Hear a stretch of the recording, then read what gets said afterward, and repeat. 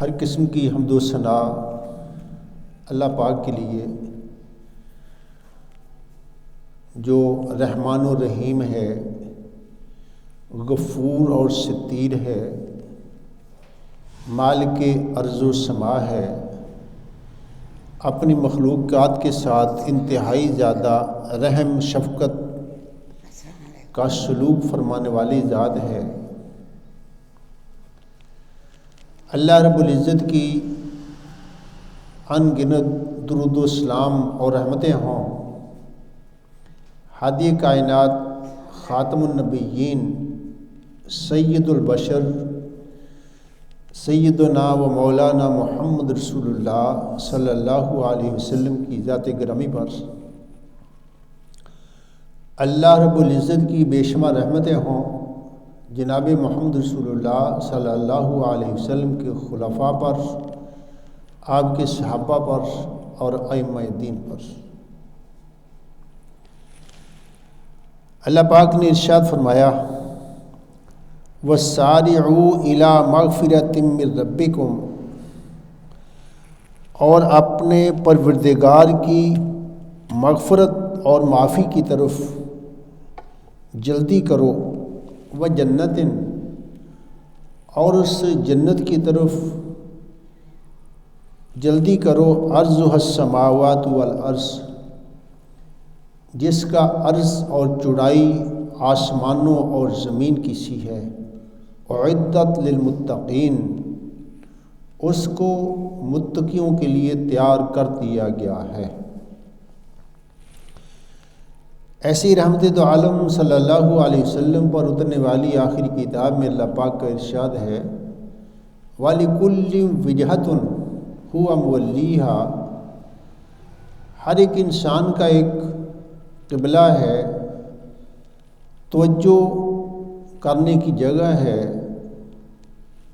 جس طرح وہ منہ پھیرتا ہے۔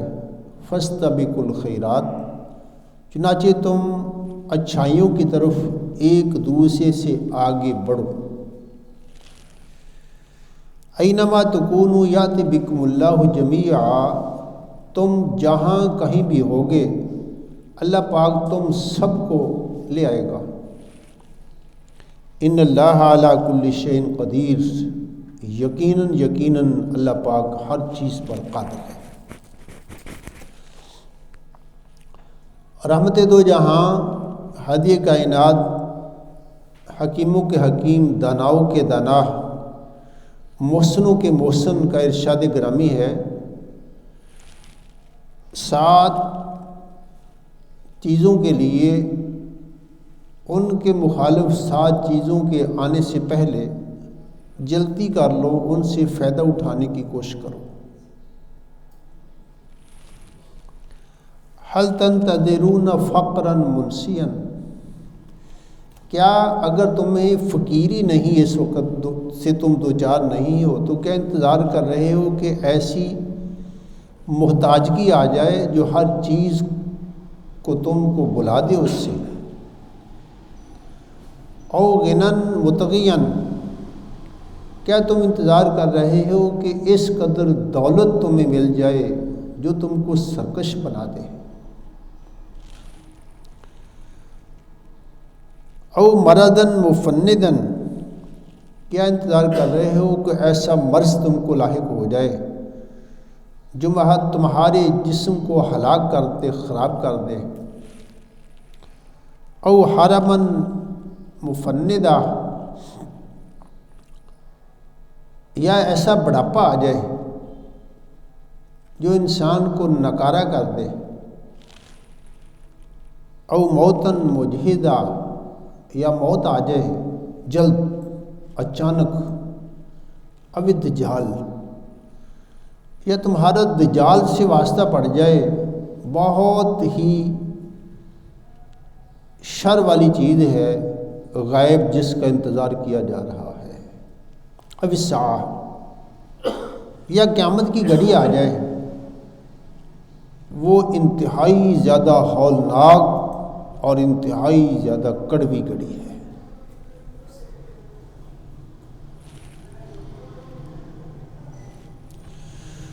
رحمت دو عالم صلی اللہ علیہ وسلم ارشاد فرماتے ہیں رغم انف رجل، اس انسان کی ناک خاک آلود ہو جائے، وہ انسان پستی کے آخری درجے کو پہنچ جائے، جس انسان کو اللہ رب العزت والدین عطا کریں لیکن ان کی خدمت کر کے اللہ رب العزت کی رضا اور جنت حاصل نہ کر سکے، وہ انسان بھی خوار ہو جائے جس انسان کو اللہ رب العزت نے برکتوں والا مہینہ رمضان عطا کیا ہو، لیکن پھر اللہ تعالیٰ کی رحمت میں غوطہ دن ہو کر اللہ پاک سے وہ معافیہ نہ لے سکے۔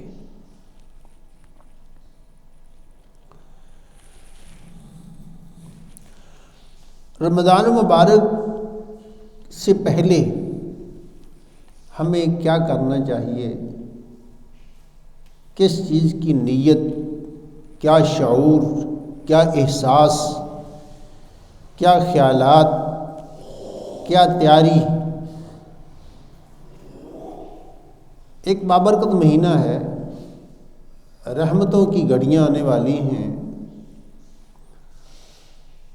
ان سے پہلے ہمیں اپنے ذہن و قلب کو، اپنے معاملات کو کس نہج میں دیکھنا چاہیے، کیا کر لینا چاہیے۔ یقیناً بات یہ ہے وَلِلنَّاسِ فِيمَا يَعْشِقُونَ مَذَاهِبُ، لوگ ان کے دلوں میں جو کوئی چیز بھی قابل لحاظ ہوتی ہے، انتہائی زیادہ اس سے ان کی محبت ہوتی ہے، چاہت ہوتی ہے، دل لگاؤ ہوتی ہے۔ ہر ایک انسان کا اپنی اپنی وہ چیز ہے۔ کوئی انسان مال سے محبت رکھتا ہے، اس کے آنے کی گھڑیاں، منڈی کے اتار چڑھاؤ، اس پر ہمیشہ نگاہ رکھتا ہے کس وقت میں زیادہ سے زیادہ مالی مفادات حاصل کر سکوں گا۔ پڑھنے والا طالب علم وہ خیال کرتا ہے کس طرح کا موسم ہو، کس طرح کی کتب ہوں، کس طرح کی اکیڈمی ہو مجھے میسر آ جائے کہ میں بہتر سے بہتر انداز سے امتحان میں کامیاب ہو جاؤں۔ اگر کہیں پر کوئی ویکنسیاں نکلتی ہیں، اس کی اہلیت رکھنے والے لوگ ہر وہ طریقہ ڈھونڈتے ہیں کہ وہاں پر انہیں کوئی نہ کوئی عہدہ آسانی سے مل جائے۔ بہرحال بات یہ ہے وَلِلنَّاسِ فِيمَا يَعْشِقُونَ مَذَاهِبُ، مختلف لوگ ہیں، مختلف ذہن ہیں، مختلف ٹارگٹ ہے، مختلف ویژن ہے، مختلف مقصد ہے، جس کے لیے ہر ایک انسان کوشش کرتا ہے۔ اہل ایمان جن کی نگاہ صرف اس زندگی تک نہیں ہے جس زندگی کی انتہا ان سانسوں کی مالا کٹ جانے سے ختم ہوتی ہے، بلکہ ان کی نگاہ میں اس سے بھی زیادہ اہمیت ہے آخرت کی زندگی کی، ان کے لیے خوشی کے ایام آ رہے ہیں۔ ان کو ان دنوں کی تڑپ رہتی ہے۔ جناب محمد رسول اللہ صلی اللہ علیہ وسلم کی سنت، صحابہ کرام، ائمہ کرام کی سیرتوں کی بنا پر وہ اس کی چاہت میں رکھتے ہیں کتنے دن رہ گئے، وہ مہینہ آ رہا ہے جس میں ایک نیکی کئی گنا بن جائے گی، جس میں سرکش شیطانوں کو بند کر دیا جائے گا، نیکی کرنی آسان ہو جائے گی، جس میں اللہ رب العزت کی رحمت جوش میں آئے گی اور اللہ رب العزت اس کی رات میں قیام کرنے والوں کو ان کی خطاؤں پر کلمے مغفرت پھیر دیں گے، ان کے درجات بلند کر دیں گے، ایک رات کی عبادت کو سینکڑوں سالوں کی عبادات سے بھی زیادہ ان کو ثواب عطا کر دیں گے یقیناً۔ وَلِلنَّاسِ فِي مَا يَشْكُونَ مَذَاهِبُ، جو انسان کے ذہن میں یہ چیزیں ہیں ان کو یہ خوشی ہے کہ وہ مبارک گھڑیاں آ رہی ہیں جن میں اللہ رب العزت توفیق دیتا ہے کہ اس کی رحمت کو سمیٹا جائے، سنت رسول کا دیگر ایام کی نسبت زیادہ خیال کیا جائے۔ یقیناً ان کے لیے یہ مہینہ مبارک ہی مبارک ہے جس کی بنا پر وہ اللہ رب العزت کا تقرب حاصل کر لیں گے اور تقوی اختیار کر کے اہل تقوی میں شامل ہونے کی بھرپور اور سرتوڑ کوشش کریں گے۔ چنانچہ ہمیں چاہیے کہ ہم اس مہینے کی آمد سے پہلے یہ سمجھیں، سوچیں، خیال کریں کہ ہم اس مہینے میں چلتے پھرتے ایک نیکی کا نمونہ بن جائیں گے، گفتگو کے اعتبار سے، لباس کے اعتبار سے، لین دین کے اعتبار سے، عبادات کے اعتبار سے، سنت کی اتباع کے اعتبار سے، اپنی نیتوں کی صفائی کے اعتبار سے ایک نموذج، ایک نمونہ۔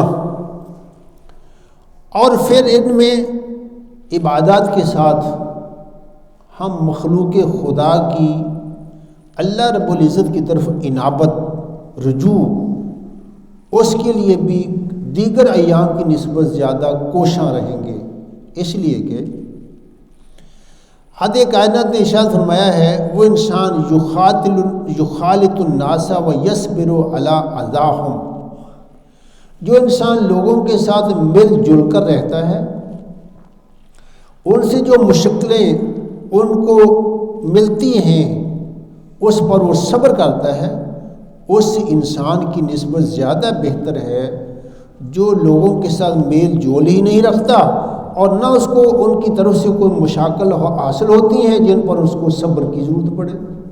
چنانچہ آپ فرماتے ہیں لوگوں کے ساتھ میل جول کرنے والا اور ان کے پریشانیاں دینے پر صبر کرنے والا وہ انسان اس سے بہتر ہے جو الگ تھلگ رہتا ہے، اللہ کی بندگی کرتا ہے، اس کو کسی بھی مشکل سے دوچار ہونا نہیں پڑتا، لہذا وہ تنہا بندگی میں پڑا رہتا ہے۔ آپ فرماتے نہیں، اس سے وہ انسان زیادہ اچھا ہے۔ چنانچہ ہمیں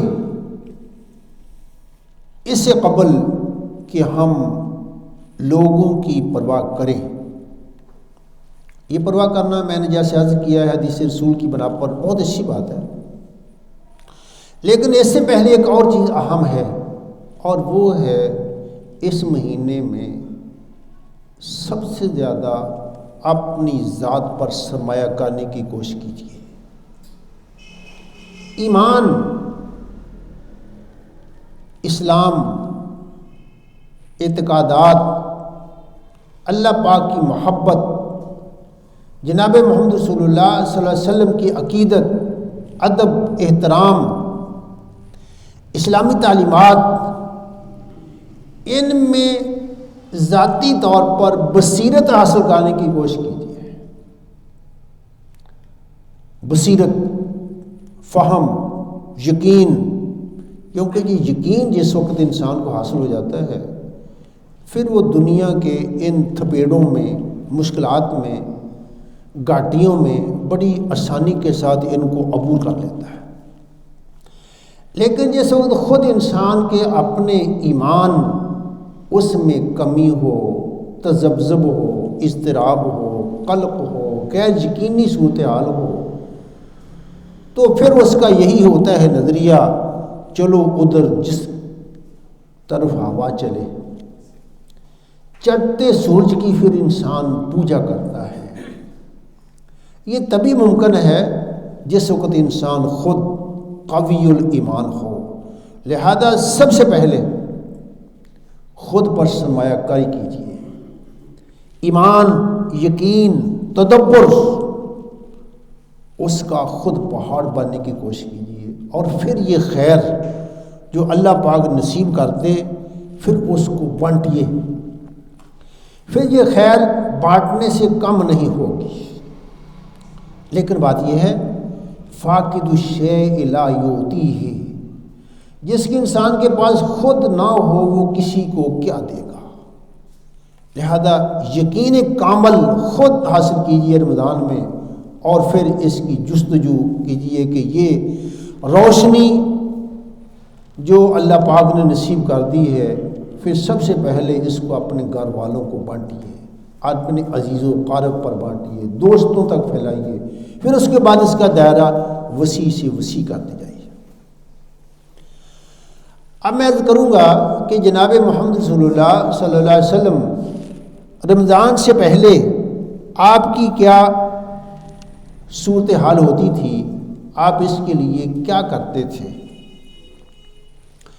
جناب محمد رسول اللہ صلی اللہ علیہ وسلم رمضان مبارک کی آمد سے پہلے شعبان کے مہینے کو رمضان کا مقدمہ سمجھتے تھے۔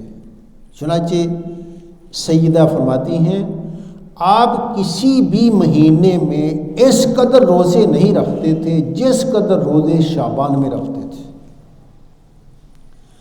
شعبان میں آپ دیگر روز کی نسبت بہت زیادہ روزے رکھتے تھے، بلکہ بعض احادیث میں آتا ہے کہ آپ شعبان جب پہنچتا تو اس وقت آپ کہتے کہ اللہ ہمیں رمضان تک پہنچا دیجیے۔ رمضان جو رحمت کا دریا چلنے لگا ہے، ٹھٹھے مارنے لگا ہے، اللہ ہم کو اس سے محروم نہ کرنا۔ ایسے ہی جناب محمد رسول اللہ صلی اللہ علیہ وسلم نے اس میں بڑے بڑے عظیم مارکے، فتوحات ان کو حاصل کیا۔ زمانہ موجود کی بات ہے، تیونس کا بادشاہ تھا، غالباً حسن بورکیہ اس کا نام ہے۔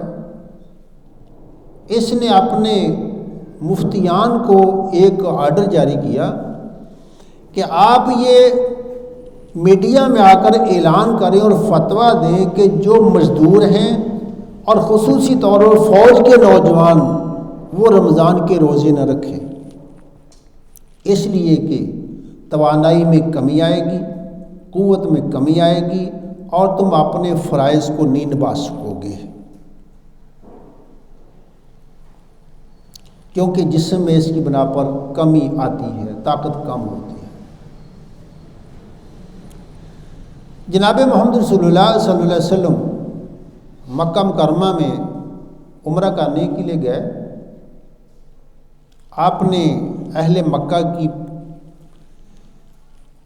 سرگوشیوں کو سنا، کہہ رہے تھے ادھر بیٹھ کر، ابھی مکہ مکرمہ فتح نہیں ہوا تھا، کہ دیکھیے محمد اور ان کے صحابہ اکرام جو مدینہ منورہ گئے ہیں نا، مدینہ منورہ کی وبا نے ان کو کمزور کر دیا ہے، اب ان سے لڑنا، ان پر فتح پانا ہمارے لیے آسان ہو گیا ہے۔ جناب محمد رسول اللہ صلی اللہ علیہ وسلم نے صحابہ اکرام کو فرمایا تم اس طرح کرو، اپنے ایک کندھے کو پہلوانوں کی طرح ننگا کر لو اور قدم قریب قریب رکھ کر ذرا تیز چلو،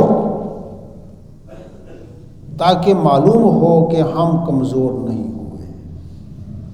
قدم قریب قریب رکھو، پہلوانوں کی طرح مٹک مٹک کر چلو ذرا۔ جب صحابہ کرام رضوان اللہ علیہم اجمعین نے اپنی چال بدل لی، ادھر سے آوازیں آئیں، یار ہم وہم میں رہے، یہ تو پہلے سے بھی زیادہ قوی ہیں، یہ بھاگ بھی رہے ہیں لیکن قدم بھی پاس پاس ہے، پہلوانوں کی طرح چلتے ہیں، ہم سمجھتے تھے مدینہ منورہ کی وبا نے ان کو کمزور کر دیا۔ بات یہ ہے، یہ تیونس کے حکمران کی شیطانی نیت یا وسوسہ تو اب پیدا ہوا، میرے آقا علیہ الصلوۃ والسلام نے تو اس کا جواب 14 سال پہلے دے دیا تھا۔ چنانچہ اپنے مفتی طاہر بن اشور کو کہتا ہے کہ تم جا کر ٹی وی پہ اعلان کرو کہ فوجی روزہ نہ رکھیں، کام کرنے والے روزہ نہ رکھیں تاکہ ان کی توانائی کمزور نہ ہو۔ مفتی صاحب نے حمد و ثنا کے بعد فرمایا، اللہ پاک فرماتے ہیں یا ایھا الذین آمنوا کتب علیکم الصیام کما کتب علی الذین من قبلکم لعلکم تتقون۔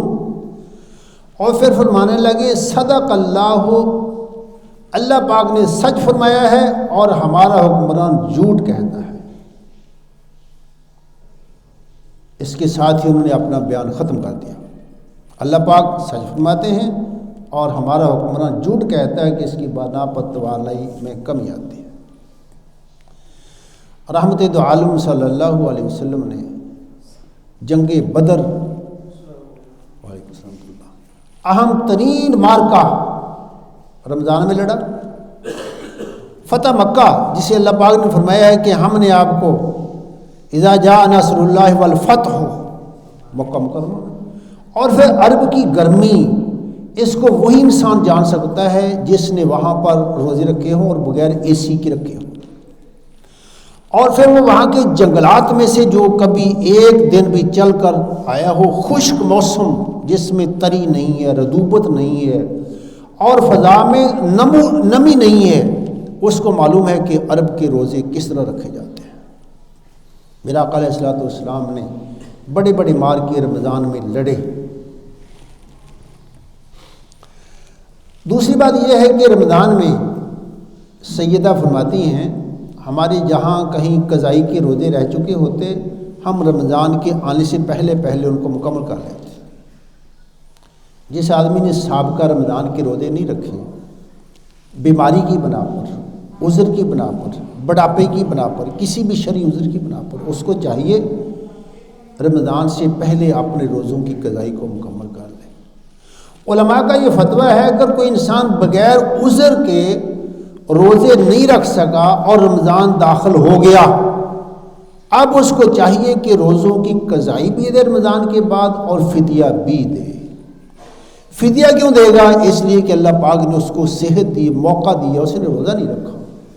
اور اس کی بنا پر قضائی کیوں دے گا؟ اللہ پاک نے اس کو فرض کیا ہے۔ قضائی کا حکم صرف اس کے لیے ہے جس انسان کو ایسا مرض لا ہے کہ جس کے بعد وہ تندرست ہو جائے۔ سفر میں تھا، اس کے بعد وہ اپنے گھر میں چلا گیا۔ جس انسان نے حالت صحت میں، بیماری کے بعد، حالت حضر میں، سفر کے بعد روزے نہیں رکھے، رمضان داخل ہو گیا ہے، اس کو رمضان کے بعد صرف قضائی نہیں، فدیہ بھی دینا چاہیے اور روزے بھی رکھنے چاہیے۔ اما جی فرماتی ہیں ہم رمضان کے داخلے سے پہلے پہلے حتمی طور پر سابقہ رمضان کے اگر روزے رہ چکے ہوتے تو ان کو پورا کر لیتی تھی۔ یہ میرے آقا علیہ الصلوۃ والسلام کا انداز تھا رمضان سے پہلے۔ چنانچہ دوسری بات یہ ہے، ہمیں رمضان سے پہلے اپنے شعور کو بیدار کرنا چاہیے کہ ایک برکت والا مہینہ آ رہا ہے۔ یہ شعور ہی انسان کو بہت بڑی بڑی نیکیوں پر اکساتا ہے، اور عدم شعور ہی اس آدمی کو جو ہے نا وہ کوتاہیوں میں ڈالتا ہے۔ یہ اس مالک کا شکر نہیں ہے، اس نے صحت دی ہے، ایمان دیا ہے، ایمان کی سلامتی سے نوازا ہے، گھر دیا ہے، امن دیا ہے، امن والا ایک جگہ دی ہے۔ میرے آقا علیہ الصلوۃ والسلام فرماتے ہیں جس انسان نے صبح کی، اس کا جسم صحیح سالم ہے، شام تک کی غذا اس کے پاس موجود ہے، اپنے گھر میں پرامن ہے، یوں سمجھو کہ دنیا کی ساری نعمتیں اس کے قدموں میں اللہ پاک نے ڈھیر کر دی۔ کتنے لوگ ہیں جو رمضان سے پہلے چلے گئے، یہ موسم بہار انہوں نے دیکھا نہیں، موسم بہار انہوں نے یہ دیکھا نہیں، اس سے پہلے چلے گئے۔ اور دوسری بات یہ بھی ہے، ہمارے ہاں کوئی گارنٹی نہیں ہے کہ اپنی کمیوں، اپنی کوتاہیوں پر اللہ رب العزت سے اس موسم بہار میں آئندہ ہم کو موقع نصیب ہوگا یا نہیں۔ انسان خطا کا پتلا ہے، نسیان ہوتا ہے، ساری زندگی نسیان میں انسان گزار دیتا ہے۔ اللہ پاک فرماتے ہیں قل یا عبادی الذین اسرفوا علی انفسہم لا تقنطوا من رحمت اللہ ان اللہ یغفر الذنوب جميعا۔ ہمارے محبوب میرے بندوں کو کہہ دو اگر تم سے زیادتی ہوئی ہے تو اللہ کی رحمت سے کبھی بھی نا امید نہیں ہونا، وہ سارے گناہ معاف کر دیتا ہے، سارے گناہ معاف کر دیتا ہے۔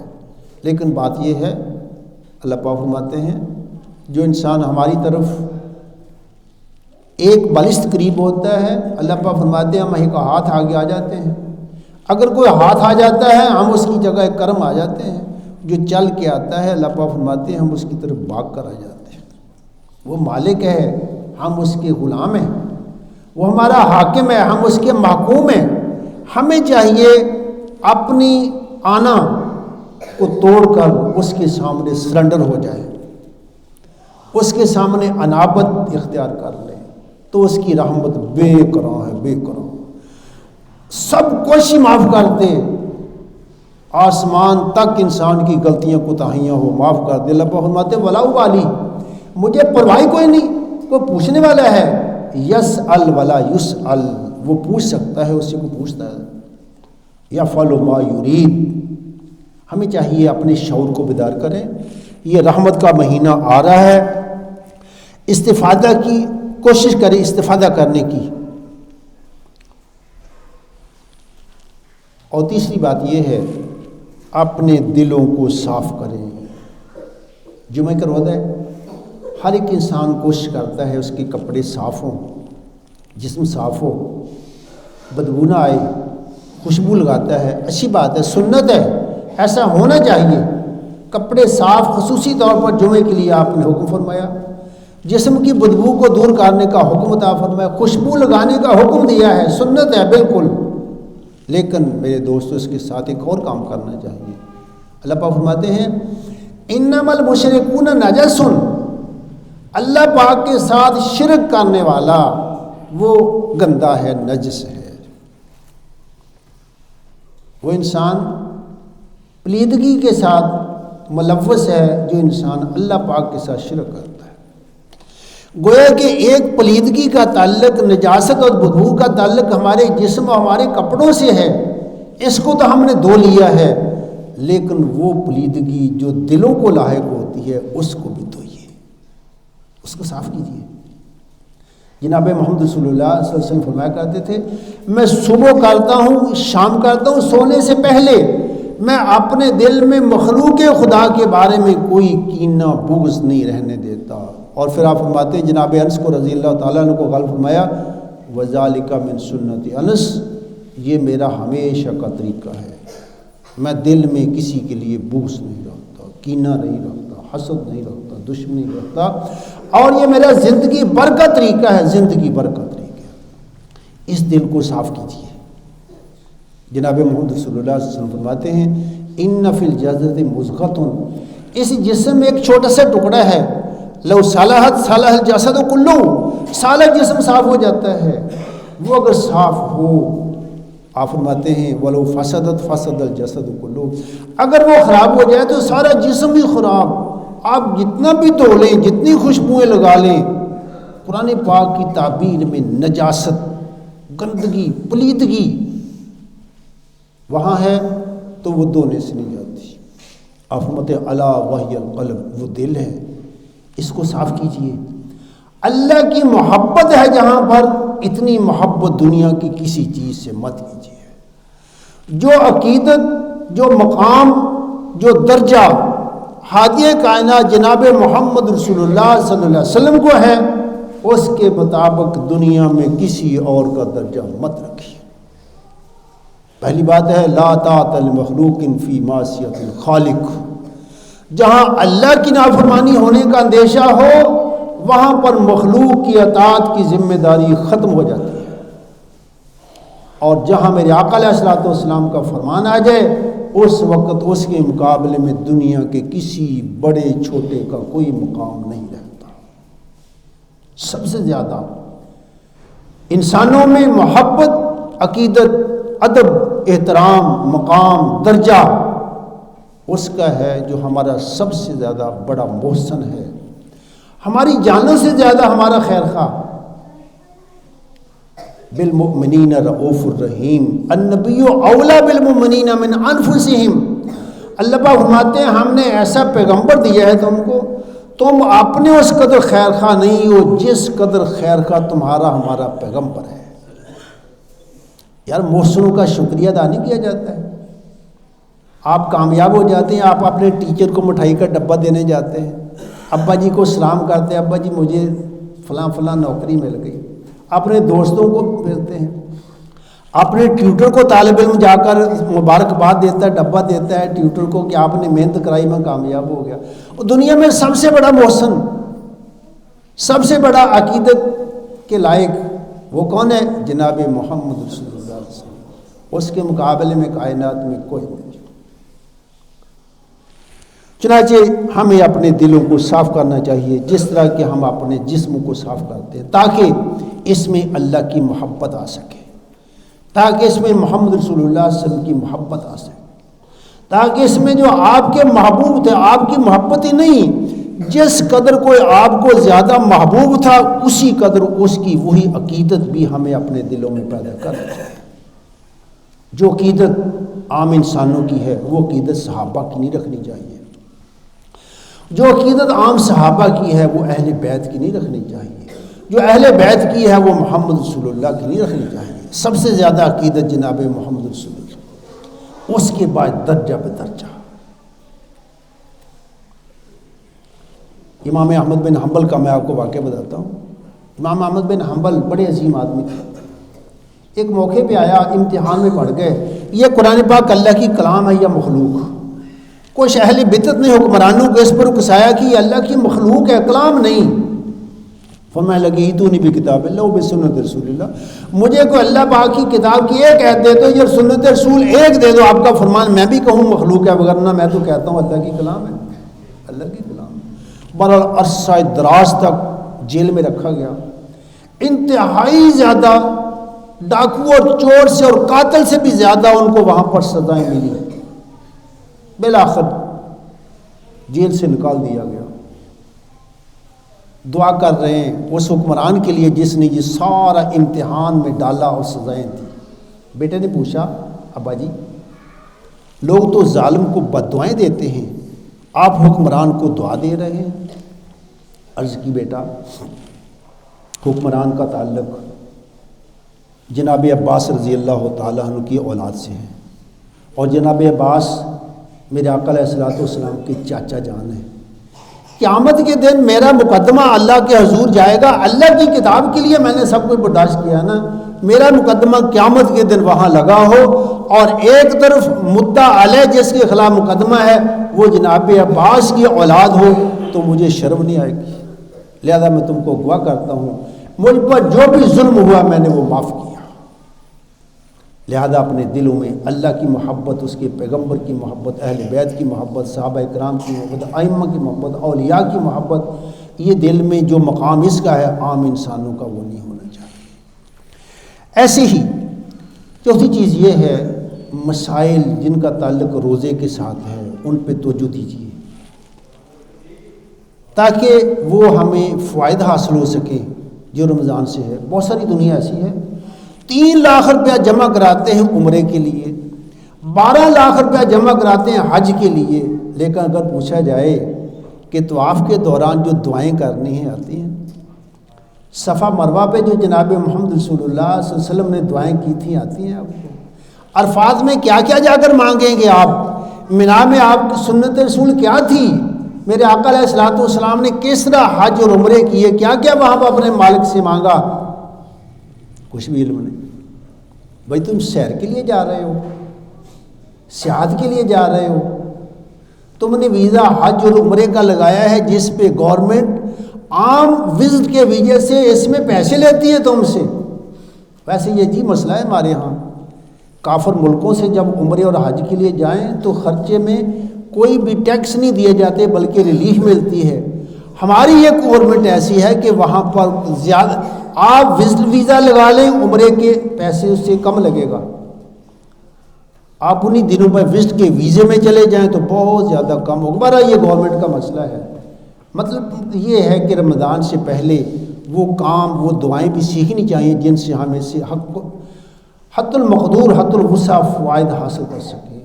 روزے افطار کی دعا سیکھیں اور اسی طرح رمضان میں خصوصی طور پر دعائیں سیکھیں. عہد کریں کہ ہم نے تراویح پڑھنی ہے، قاری صاحب کے پیچھے پڑھنی ہے، مکمل پڑھنی ہے. آپ کو یاد ہے میرے آقا علیہ الصلوۃ والسلام نے 3 دن تراویح پڑھائیں. صحابہ نے عرض کی کہ اللہ کے رسول ساری رات ہی پڑھا دیں ہم کو. آپ فرماتے ہیں من قام مال امام حتیٰ ینصرف کتب لہ بقیت اللیل، اور کما قال نبی صلی اللہ علیہ وسلم، فرمایا جو انسان امام کے ساتھ قیام اللیل رمضان کا کرتا ہے حتیٰ کہ امام نے نماز ختم کر دی، اس وقت تک اس کے ساتھ رہتا ہے، باقی رات کا ثواب اللہ پاک اپنی عنایت سے ویسے دے دیتے ہیں۔ وہ لوگ جو گھروں میں تراویحیں پڑھتے ہیں،